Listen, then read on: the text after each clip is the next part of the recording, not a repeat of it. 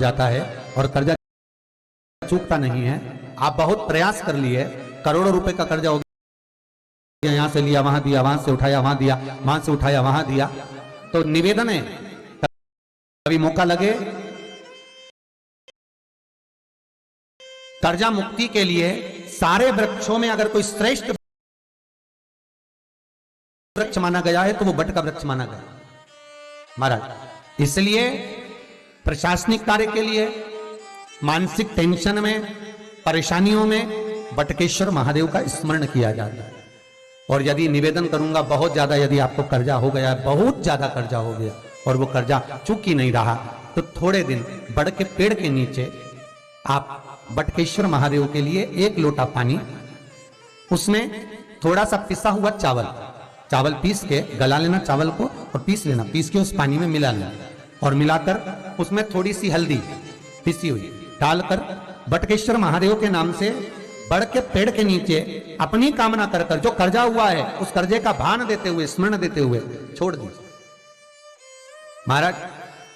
2 या 3 सोमवार एक ही जगह पर करना, 3 सोमवार बाद वहीं से बड़ के पेड़ की थोड़ी सी जड़ उठा लाना और उस जड़ को एक कोई धागे में बांधकर या तो अपनी गले में डाल लो या अपनी जेब में पटक लो, उसको थोड़े दिन पटक कर रखना, लगभग 2 से 3 महीना पटक कर रखो।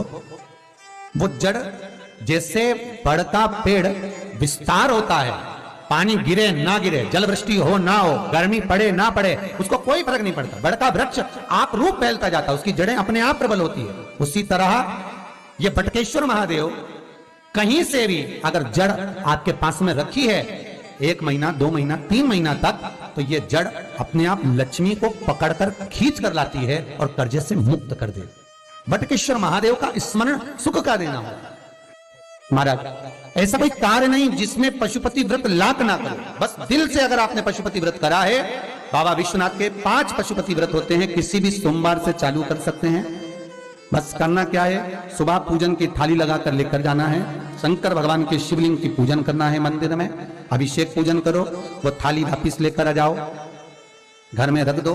उसी थाली में शाम के समय प्रदोष काल में सूर्य डूब रहा हो, उसके कुछ ही समय के बाद आप आनंद में 6 दिए घर से लेकर जाओ, थोड़ा सा मीठा बनाकर लेकर जाओ और 5 दिए शंकर जी के मंदिर में लगाओ। पूजन करने के बाद में मीठे के 3 हिस्से कर दो, 2 हिस्से बाबा के मंदिर में अलग अलग रखिए, एक ही प्लेट में 2 हिस्से नहीं रखना, दोनों हिस्सों को अलग अलग कटोरी में, अलग अलग दोने में, अलग अलग प्लेट में बाबा को रख दो और एक हिस्सा, एक दिया लेकर आ जाइए। घर के दरवाजे में प्रवेश करते समय राइट भाग में एक दिया घी का लगा दीजिए जो लेकर आए हो मंदिर से, उसको जला के नहीं लाना है, वहीं पर जलाना। दरवाजे के पास आराम से बैठो, दिया जलाओ और प्रसाद लेकर अपनी कामना कर कर घर के अंदर सीधा पांव रखकर अंदर चले जाओ। सवेरे फरियाल करो, शाम को भोजन करो। जब भोजन करो उस समय पर जो मीठे का आपने भोग लगाया था भोलेनाथ जी को, जिसका एक हिस्सा लेकर आए हो, सबसे पहले भोजन में वो हिस्सा खाओ। प्रसाद का जो हिस्सा लेकर आए हो उसमें से किसी को वो हिस्से में से प्रसाद नहीं देना, चाहे घर में बच्चे हों चाहे बड़े हों। आपको ज्यादा प्रसाद ले जाना तो अलग से ले जाओ, पर उस हिस्से में से किसी को प्रसाद ना दें और वो प्रसाद पहले पाकर फिर आप भोजन प्रसादी ग्रहण करें। पर इसका नियम यह है कि प्रसाद जब आप लेकर आते हैं, आपको पहले भी कथा में कहा कि शंकर का प्रसाद रात भर नहीं रखा था। जितनी जल्दी आप प्रसाद का हिस्सा लेकर आए हैं, आधे घंटे के अंदर, पौन घंटे के अंदर आपको वो प्रसाद पाना है और भोजन करना ही है। ये नहीं कि सब आएंगे, इंतजार कर रहे हो, 10 बज गई, 11 बज गई, प्रसाद आपका इंतजार कर रहा है। जो प्रसाद है वो आपकी प्रतीक्षा कर रहा है, आपकी बाट जो रहा, आपका इंतजार कर रहा है। ये नहीं होना चाहिए। हमारा चैनल महाराज कितना सुंदर कहा है शास्त्रों में कि केवल एक देव अधिदेव महादेव कैसे होते हैं जिनका प्रसाद रात भर नहीं रखा था। कहां से लिया है? प्रसाद लाकर ताजा रहता है जब तक आप पाते हैं, फिर वो फ्रिज में रख देते हैं। फ्रिज में रखा रखा किसी ने खाया नहीं खाया, जितने समय तक फ्रिज में प्रसाद रखा रहता है वो इंतजार करता है कि कोई मुझे प्रसाद भक्षण करे। प्रसाद का मतलब होता है प्रभु का साक्षात दर्शन। प्रसाद का मतलब ही यही है, प्रसाद, प्रभु का साक्षात दर्शन। वो रखा रखा जब ज्यादा समय हो जाता है तो घर में वो कष्ट प्रदान करने लगता है। हमेशा याद रखो, प्रसाद जैसे ही आए उसका सही समय पर उसको पाओ। रखे हुए प्रसाद पड़ा हुआ है, फ्रिज में रखा हुआ है, बेटा खाएगा, बहू खाएगा, ये खाएगा, वो खाएगा, फिर धीरे धीरे वो बद्दुआ देना प्रारंभ कर देता है, जिससे घर में बड़ी बीमारी फैलने लगती है, बड़ा रोग आने लगता है। तो लोग सोचते हैं हमारे घर में ना तो हम कोई नशा करते हैं, ना हम कोई चीज खाते हैं, ना हम बाजार का खाते हैं, फिर रोग कहां से आता, फिर बीमारी कहां से आती? अर्थात वो बद्दुआ देता है। उसका प्रयोग करो, समय पर करो, समय पर पाओ। कई लोग कहते हैं महाराज जी हमारे ये बीमारी कहां से आ गई, जरा पत्रिका में तो कोई बीमारी नहीं दिख रही, हमने तो सबसे पूछा ये बीमारी का योग ही नहीं है, फिर बीमारी कहां से आई? ना तो हम कोई व्यसन करते हैं, ना कोई मद्यपान करते हैं, ना कोई मांसाहार, फिर ये बीमारी कहां? उसका कारण है कि तुम उस प्रसाद का लाकर महीनों तक पड़ा हुआ है, इंतजार कर रहे हो, खाएंगे खाएंगे, आखिरी में फिर वो काम वाली को दे दिया। काम वाली इतनी चतुर आज के जमाने की, बासी माल खाएंगे, पटक दिया, कौन का पड़ा वो बद्दुआ। जितना आपको पाना है, जितना आपको लेना है, उतना प्रयोग करो। ज्यादा रखकर बहुत दिनों तक पड़ा है, थोर रखिए, मोहन थाल रखा है, लड्डू रखा है, पेड़ा रखा है, कुछ सामान रखा, नहीं भाई, जितना बने उतना लाओ, नहीं तो किसी को तुरंत बांट दो, समापन करो। पर अपने यहां पर बहुत दिन तक रखकर उसका बाबा स्वयं, मेरा श्री जी बाबा, मेरे तिरुपति बाबा, मेरा गोवर्धन नाथ, मेरा भोलेनाथ, उस प्रसाद के रूप में तुम्हारे घर में कितने दिन इंतजार करे कि मैं तेरे भीतर प्रवेश करूं, पर तू कराए नहीं, पड़ा है, रखा रहने दो, मन नहीं करता।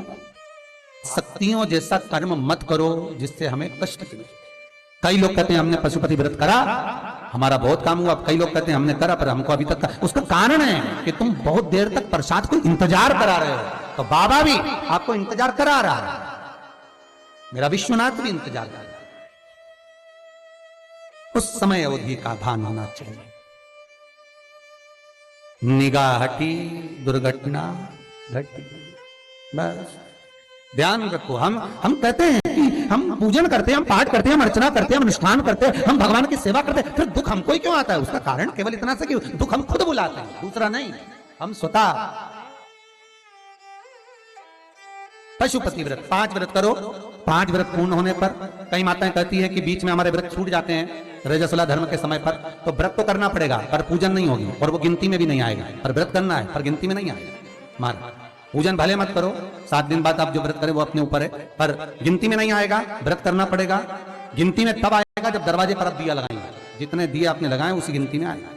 और महाराज 5 व्रत जब पूर्ण हो जाएं, 5वां व्रत रहे, तब एक नरियल श्रीफल, उस पर एक मोली नाड़ा लच्छा लपेट कर, उस पर 11 रुपए रखकर, कोई आपको किसी को ना भोजन कराना है ना भंडारा करना है, केवल मोली लच्छा लपेट कर 11 रुपए रखकर बाबा विश्वनाथ के सम्मुख में शंकर जी की वो जलाधारी जो गोल है माता जगत जननी का हस्तकमल, उसी पर रख देना है। विनती कर देना, बाबा मेरी ये कामना से मैंने ये व्रत किया है। जो पशुपति व्रत स्कंद पुराण में, लिंग पुराण में, नर्मदा पुराण में, शिव महापुराण में, पद्म पुराण के अंदर वर्णन किया, वो व्रत मैंने किया। बाबा मेरे इस व्रत को स्वीकार करना, मेरी कामना पूर्ण करना। बाबा को झोली पसार कर प्रणाम करो और अपने घर को चल जाओ। बस यही 5 व्रत का विधान। पशुपति व्रत ऐसा कोई काम नहीं जो ना हो, बस दिल से अगर व्रत किया है तो बाबा मनोकामना पूर्ण तो करे ही।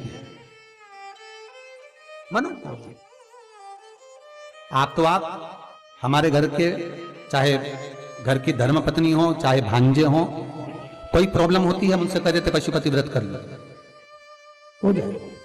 बस पशुपति व्रत में आपका भाव शुद्ध होना चाहिए। निर्मल चित्त निर्मल मन सो मोहि पावा, मोहि छल छिद्र कपट ना भावा। निर्मलता के भाव में भगवान मिल सकता। श्री शिव